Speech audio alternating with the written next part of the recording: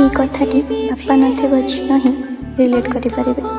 ବାପା, ତମେ ଯେତେବେଳେ ଚାଲିଗଲ ମୁଁ ବହୁତ ଛୋଟ ଥିଲି, ଜାଣିନଥିଲି ଭଲସେ ଯେ ବାପା ମାନେ କ'ଣ।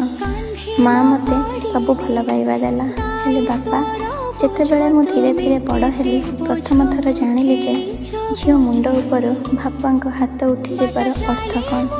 ଏହାର ଅର୍ଥ ହେଲା ଭିଡ଼ ଭିତରେ ଠିଆ ହୋଇଥିଲେ ବି ଅନାଥ ପରି ଲାଗିବା, ପ୍ରତି ଖୁସି ମଝିରେ ଗୋଟେ ଖାଲିପଣ ରହିବା, ଆଉ ପ୍ରତି କଷ୍ଟ ବେଳେ ଆମେ ଅଜାଣତରେ ସେହି ନାମ ଡାକିଥାଉ ଯେଉଁ ନାମ ଆଉ କେବେ ବି ଉତ୍ତର ଦେବ ନାହିଁ। ଯେତେବେଳେ କି ଆମକୁ ପଚାରନ୍ତି ଯେ ତୁମ ବାପା କ'ଣ କରନ୍ତି, ସେତେବେଳେ ଆମେ କିଛି ଉତ୍ତର ଦେଇପାରନ୍ତିନି। ସେଇ ନୀରବତା ଭିତରେ ହିଁ ଥାଏ ଅନେକ ପ୍ରକାର କଷ୍ଟ, ଯେଉଁ କଷ୍ଟଟାକୁ କେହି ବୁଝିପାରନ୍ତି ନାହିଁ। କ'ଣ କରିବା, ଆମ ଭାଗ୍ୟରେ ହିଁ ତ ବାପାଙ୍କର ସ୍ନେହ ଆଉ ଭଲ ପାଇବା ନାହିଁ।